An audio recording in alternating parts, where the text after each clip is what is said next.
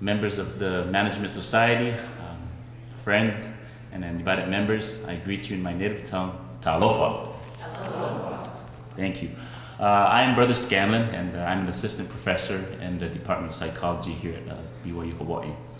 I had a chance to read my wife's message last week, and I really liked the content of her message, so I tried to convince her if she could take 30 minutes and I could just focus on reintroducing her.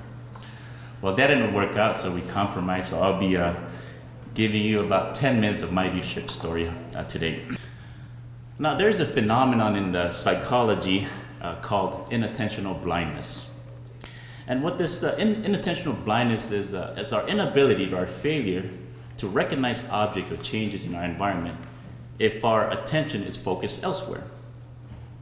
Now, perhaps the reason why some of you miss the adjustment that the crew made here in the background was because you were probably focused on the detective and the work that he was doing. Now, what does this video have to do about leadership? Well, we have someone in our lives who we see as a leader, whether we like that person or not. And this may be our supervisor at work, or it could be the Relief Society president or the Elders Quorum president. So my message to you today is simple. Strive to learn the leadership qualities that set some of these leaders apart from their peers. And don't get preoccupied with their perceived flaws. Now I'm going to share you an experience that I learned early in my life and how it made me realize the importance of this principle. Shortly after graduating from high school in American Samoa, I enlisted in the United States military for 3 years as an active duty service member. My first duty station that I was assigned to was in South Korea. And while there in South Korea, First Sergeant Curry was assigned as the highest non-commissioned officer in my unit. And as the highest non-commissioned officer, you're in charge of training, you're in charge of rank advancement, and a variety. You're also in charge of making sure that the soldiers' morales are in check. Now, my first impression of First Sergeant Curry was that he did not look like the prototype soldier that I had visioned, especially for someone at his position. He was a little chubby. He had a slight hunch, on his posture when he walks. His uniform always seemed to be a little bit oversized. And then one thing that gets me really annoyed about Sergeant Curry was how he put on his beret. Now, according to Army regulation, the beret had to sit at least 1 inch above your eyebrows, and the excess of the beret had to come over to your right side and not exceed, the opening of the right ear. Now, every time Sergeant Curry would put on his headgear, it would always stand up and just look like a chef. And there was a joke in our unit. We would call him, as the chef. Every time we referred to him, we call him the chef because of the way that he put on his headgear.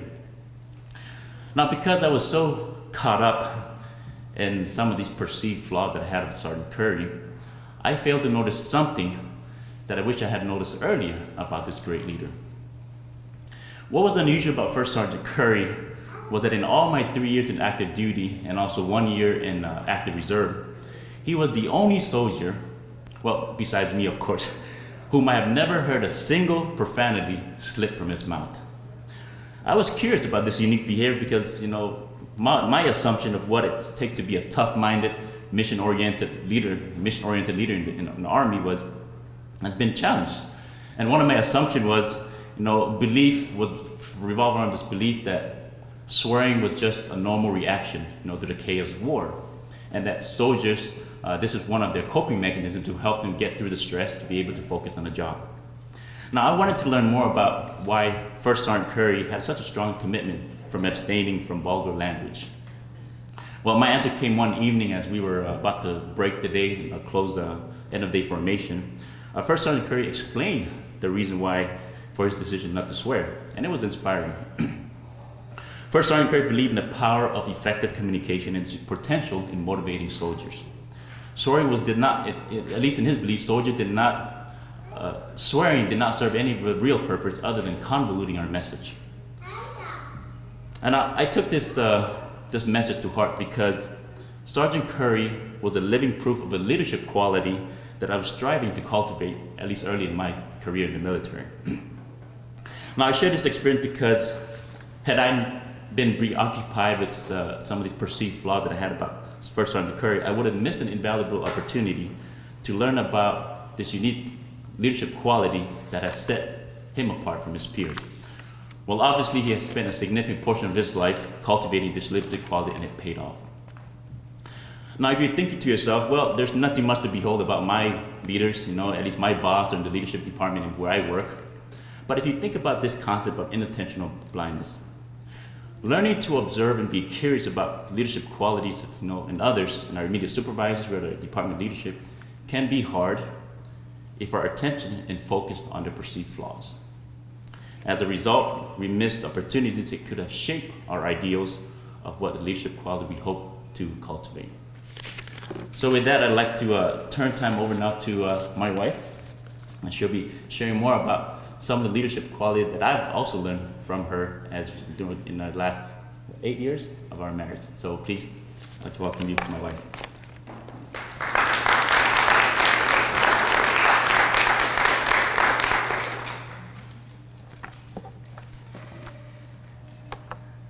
Students, faculty and staff, community members, and more specifically Management Society members, aloha.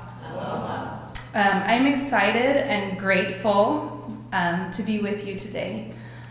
In my class, I try to incorporate a memorization tactic that can help students recall information to solve complex problems that usually have a long process associated with them.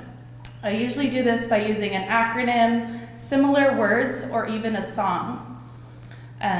Today, I did not write you a song today, so we'll have to use similar words to help bring home the key points that I want to share with you. So I have the 3 G's of my talk. So I wanted to focus on grateful, growth opportunities, and give it your all. So today I want to talk about some of the leaders and mentors in my life and some of my experiences and how they can apply it to your life. Grateful. While I was working in the Deloitte Honolulu office, I met a partner named Tertia, and she was impactful to me because she always expressed gratitude for her team. She was a wonderful role model as the first female partner in the Honolulu office, and I think the first female partner in Hawaii. And she expressed her commitment to her family and her young children. Additionally, she was committed to her health as she was a regular at our group Zumba class held by our office. And she was usually in the front row, right in the center, at Zumba class. She showed that she cared and let us express ourselves when we had ideas about the engagement. We had individual interviews every time our work was reviewed, and she would guide us through the revision process instead of emailing review comments. This critiquing experience became a positive experience, a learning and growth experience, instead of a pressure-driven process of correcting mistakes. As we attended training sessions, she gave real-life examples of the importance of what we were doing in the specific procedures. She told us to never discount any member of the team because even an inexperienced audit assistant can uncover risks that the other members of the group may overlook. Her stories were impactful, and to this day, I still use the story that she told us in the training in my audit class that I teach.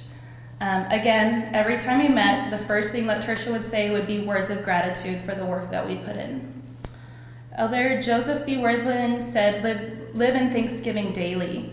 Gratitude is a mark of a noble soul and a refined character. We like to be around those who are grateful. They tend to brighten all around them. They make others feel better about themselves. They tend to be more humble, more joyful, and more likable. You might be surprised to know that gratitude is a commandment of the Father. Thou shalt thank the Lord thy God in all things. D&C 59, verse 7. President Gordon B. Hinckley also talked about gratitude, and he said, walk with gratitude in your hearts. Be thankful for the wonderful blessings which are yours. Express appreciation to everyone who does a favor to assist you in any way. And people really appreciate being appreciated, right? How often do we feel so good when we feel appreciated? Even small tokens and gestures can go a long way in demonstrating your gratitude to them, right? To the people that you need to thank. So I have to bring in psychology because business and psychology have to meet somewhere since my husband teaches psychology at BYU, Hawaii. So the American Psychological Association conducted a survey of 1,700 employees, and it showed that over half the employees surveyed felt undervalued and underappreciated to the point that they started to look for new jobs, right? Inc. magazine said, expressing gratitude is one way to help your business thrive. You know, do we want to have our business thrive? We need to express that gratitude. And often it tends to get lost in the day-to-day. It distinguishes you from a sea of competitors, and even small acts of appreciation can solidify your key professional relationships. Gratitude felt but not expressed is like planning a new product line and not launching it. Get into the habit of expressing your thanks as you go. It's far easier than saving them up for the holidays. A thoughtful email or handwritten note will go a long way in showing someone you appreciate them. Right? So that's great, Sister Scanlan, she showed gratitude to you, no big deal, right? But how can this gratitude relate to your life now, right? So what are some things that you can do right now to express gratitude to somebody that needs gratitude or you should be showing gratitude to? So I've brainstormed a few ideas. They're very simple, probably be able to complete them on a very low budget, but right, a short email, and there's your thank you email. Thanking a friend that helped you understand a difficult concept in a class with a short email. You know, thanks for helping me, thanks for explaining that hard concept, or thanks for walking me through the problem, and now I feel more prepared to go into the testing center, so thank you for that. A handwritten thank you note. After a job interview, writing a handwritten thank you note to the interviewer for their time. Right? How relevant is this going to be as we go into the Asia Pacific Career Conference and you're in a mock interview, possibly with a potential employer? And if they got that thank you note, how grateful you would be, showing your gratitude, but how grateful they would be, and maybe that could make the difference for you. And then finally, buying a candy from the vending machine. I think I wrote that before I actually reviewed that. So not for you, right? Buying it not for you, buying it for somebody else from the vending machine, right? We have it right downstairs. Thanking individual group members for their contribution in a group project by buying them a candy from the vending machine. Very simple, but add some more sincerity and more gratitude to your life. Could be helpful for you. Okay, so we've covered grateful. Number 2 is growth opportunities. Being actively engaged and getting involved may put us in uncomfortable positions that can be growth opportunities that will shape our future, right? Growth opportunities. While it may not feel like it at the moment, a little bit of discomfort goes a long way in terms of personal development. Sure, no one likes to feel uncomfortable, but it's a big part of improving your performance. So hopefully your performance can be very high, or what does that say? Excellent performance. Creativity and learning in the long run. So your creativity and learning for that picture. Yeah. In one study, researchers tested memory of participants by showing them images that were rated as novel. I think novel might be exciting or new. So novel, familiar, and very familiar. The results came when people were shown a novel image, right, the new or exciting image, followed by a familiar one. So while repetition helps with memory, mixing in new information is important as well. New information can improve performance, creativity, and learning from the study. Some of the growth opportunities that I've been bestowed by my mentors or management include teaching a few classes while I was working as a business management TA. Right? So if you're a TA right now, maybe you could go to your professor and say, is there a time that you won't be able to make it to class, where you'll be at a conference, or maybe if you're sick, you could let me know and I could try to prepare something for class. And if you're not a TA, there's still other opportunities in your work that you could go talk to your supervisor and say, can I do a leadership task, or is there something that I could help you with so you don't have to do so much? And that could be a way that it could apply to you. Chairing events with the Deloitte Citizenship Committee. So at Deloitte, we would have certain holiday events or even a food drive, and sometimes we needed a boost in motivation, or maybe it was just office morale, coming up with creative ideas to implement, and then thinking about the logistics and all the planning of the events that we were going to hold. Talking to CEOs, controllers, and account managers about their company's internal controls. I think it's easy in this digitalized world, digitalized age, to just send an email and say, here's my questions, answer them, reply back, instead of scheduling a physical appointment to go see this person, right, and talk face to face using those communication skills. But I think as you build your communication skills now, that face to face interaction, how much better off will you be as you enter into the workforce? And then finally, teaching gospel doctrine in a class of many kapuna in the ward, right? I don't know, kapuna, nice word, elderly people in the ward. I think in the gospel of Jesus Christ of Latter-day Saints, we are called to callings where we don't feel adequate or prepared for, but those callings become the biggest growth opportunities for us. And you've probably been in growth opportunities before, right? Probably in your mission or in your previous calling, but being willing to accept those growth opportunities. And then finally, our last one, give it your all. My parents have always been my mentors in my life, and they have always taught me to do your best. Or in other words, give it your all. Gotta do the similar words, so give it your all. The key word in this phrase is your all, right? So it's hard to quantify what my best is, especially when you're in accounting and you like numbers. Like, how do I quantify what really is my best, right? Hypothetically, if this was my test score, right, I can compare my test score to the total test score, right, or a total possible amount, right? I can compare my test score to my friends if they tell me their test score, right, or to another friend, right? But this doesn't really tell me, it doesn't really measure if I put in my best effort or if I will truly be successful.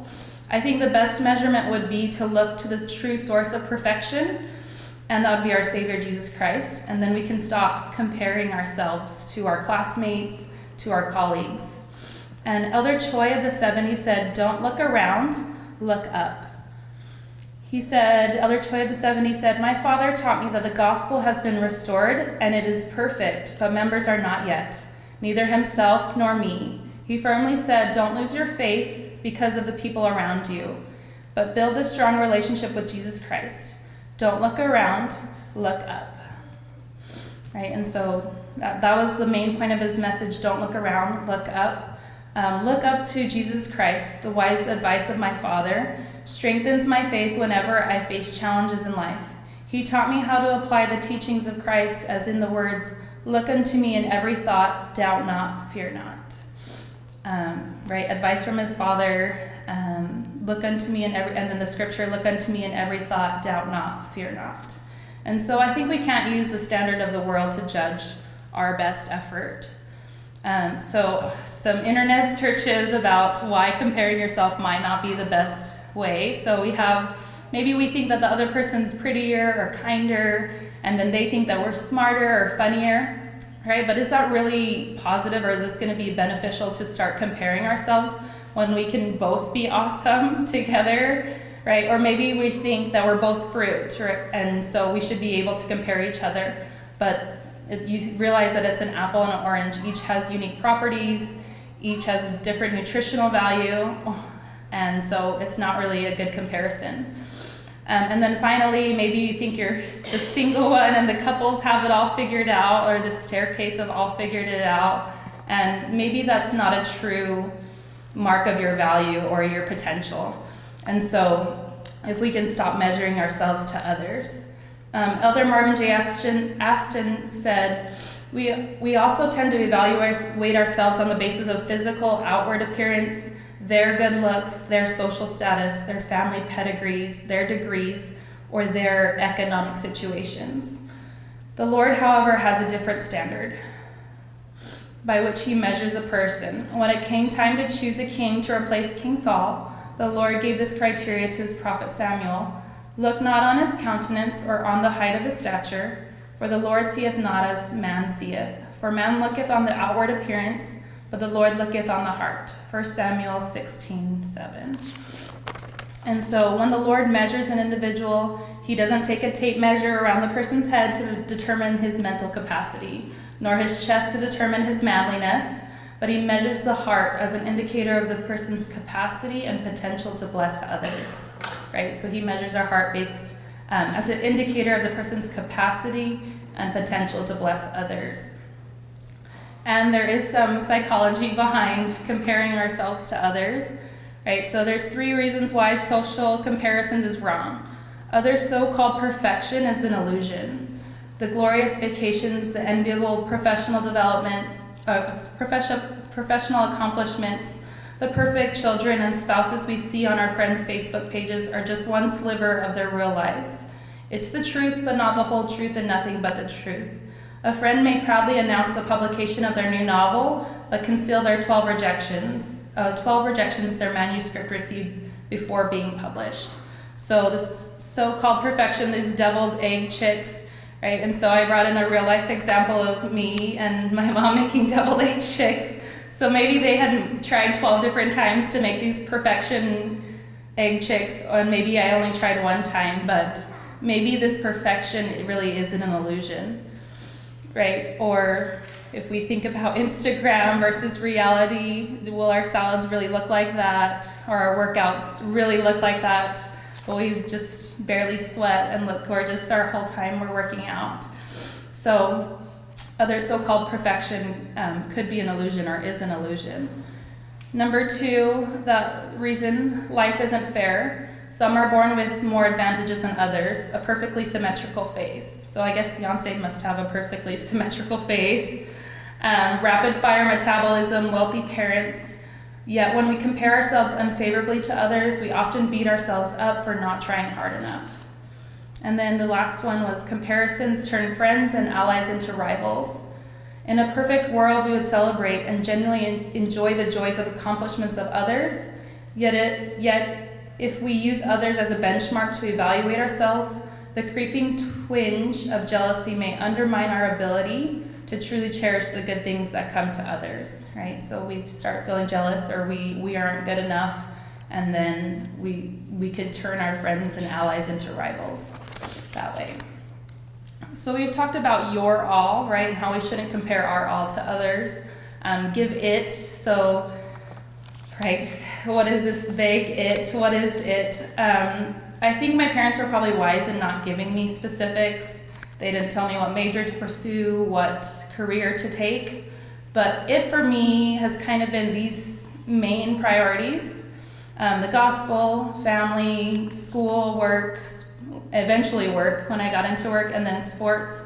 But as I've written a long list of professional goals, I've learned that I can do anything I put my mind to, but I can't do everything at the same time.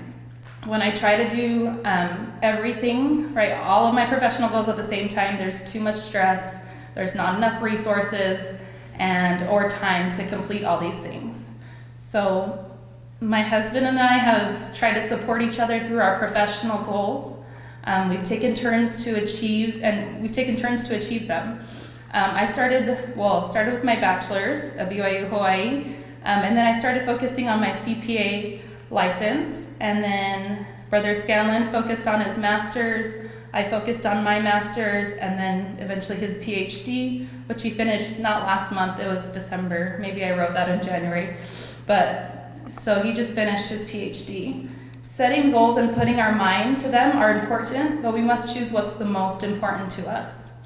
Right? Dallin H. Oaks said, good, better, best. We have to forego some good things in order to choose others that are better or best, because they develop faith in the Lord Jesus Christ and strengthen our families.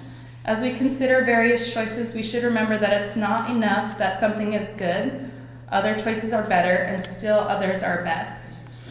And some of my professional goals that I've written down, I've decided, that one can wait until later, or it's no longer important to me, and I cross them out. So how can this apply to your life, right? What's your takeaway from this? I think setting priorities, if you have your priorities in line, I think professional goals have always been a high priority for us, but it wasn't higher than the gospel and family before those professional goals. So after you've set your priorities, you can make your goals and try your best to achieve those goals. That's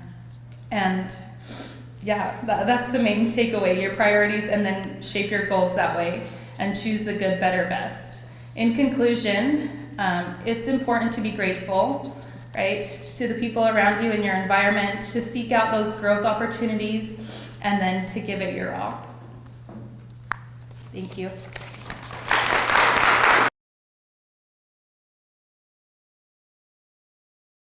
Okay, I think we have about 10 minutes for question and answer, so we'll be up here if you have any questions. We're happy to answer if we have the answers. I'm curious if you could tell us, Spencer, what are some growth opportunities for you that have been most significant in your leadership development?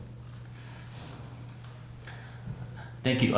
For those in here, what the question from Brother Springer, what have been some growth opportunities for me in my leadership development? I look over my life and some opportunities came to me. Oh, I'm known in my family as a yes man.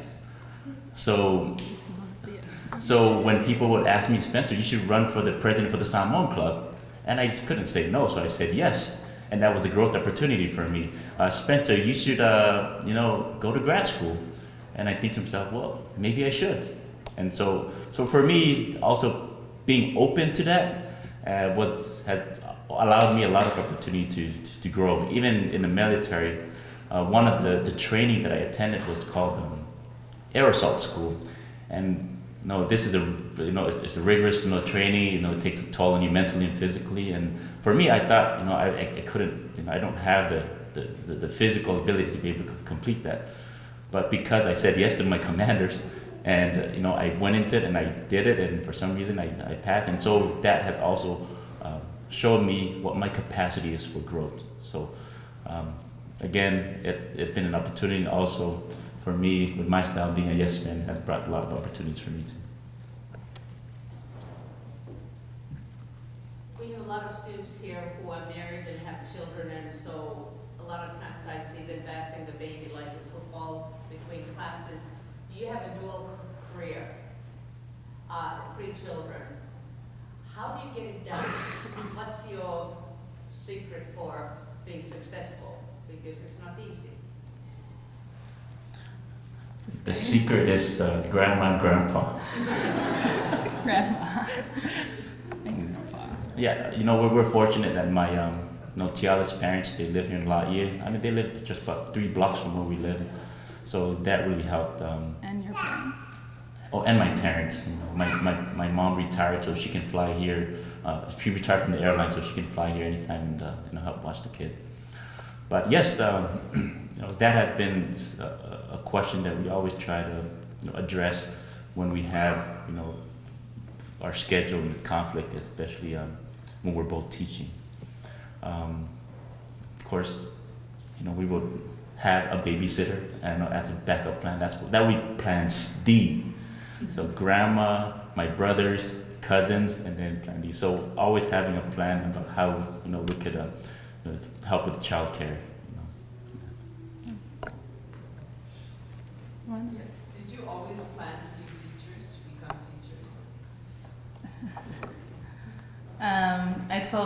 She stepped out, but I've seen my mom. She taught preschool and elementary. She has her degree in elementary ed, and my dad has always taught education, been in administration. So I told him, that's nice that you're a teacher, Mom. That's nice that you're a teacher, Dad. I'm going to be an accountant. I'm going to go out in the world and I'm going to be an accountant. And then, what do you know, end up being a teacher. I don't think it was our immediate goal. I think we just wanted to go kind of experience the world, get more experience, and then come back and maybe, be a teacher, especially at BYU Hawaii, since we love BYU Hawaii. But I don't know, you just go with it. I think go with it and go where the opportunity is. And so I don't think we planned to be here, but we love being here. Yeah. Yeah, being a teacher right now, this was my plan when in my mid-40s. But I'm just blessed that I have this opportunity now and it fit with our family. But being a teacher hasn't always been my plan, because when I was in the military, I thought to myself, I'm gonna make it a career. I'm gonna go special force and I'm gonna go, go serve in the Middle East and go to war. But something changed. So along the way, the goals changed. And when I met my wife, I didn't even think about grad school until I met her. So again, sometimes plans, it's always changing. I was, grateful that opportunities came for growth too along the way. There's one question. Yes. So I know you talked about how you can do everything you put your mind to, but you can't always accomplish all your professional goals. How do you handle that self-esteem wise, or how do you get to the point where you realize I might have to put this on hold for a while? I think Spencer could tell you this. So Spencer, I'll talk about him. He was doing his PhD. He was working full time, and he was commuting to town. And I was working full time as well. And I was like, I need somebody that there's no one to watch my son. Can you come home early? And so he was like stressed out. He was like, okay, I'll come home. And so I did that on Wednesday. And then the next day, Thursday, I was like, I'm in a bind. My babysitter dropped out. Like, can you do it again? And so the second time it happened, he was like, I can't handle this. Like, this is too much. We need to realign. We need to reassess. And it's okay to drop something. So he quit his full-time job and focused on his PhD. Didn't have to commute. And so I don't think you plan on dropping one of those professional goals, but life gets stressful, and maybe you just need to realign and drop something that's not as important. Not the main important ones, but the ones that aren't as important. Yeah.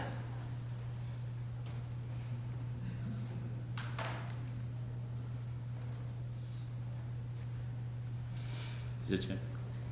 All right, my question is, you guys a good example, one of the purpose with the BYU Hawaii here is for a single sister and brother come over here to school and meet and hopefully get married. So would you tell us, how this happened to you?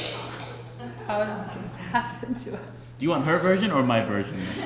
We could do two versions. Yeah, your version, I talked more. Oh, yes. How we met at the chapel right next door. I had just come back from my mission, and Tiala Scanlan was in my ward. And when I first saw her, I thought, wow, she seems like a good prospect.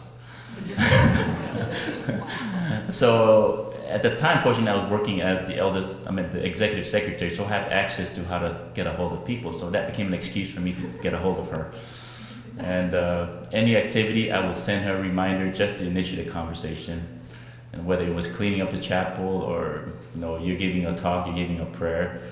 So that's how we first met, at the time. And then from there on, she came, to our Samoan club activity, and I started noticing. We went to family evening and we started talking.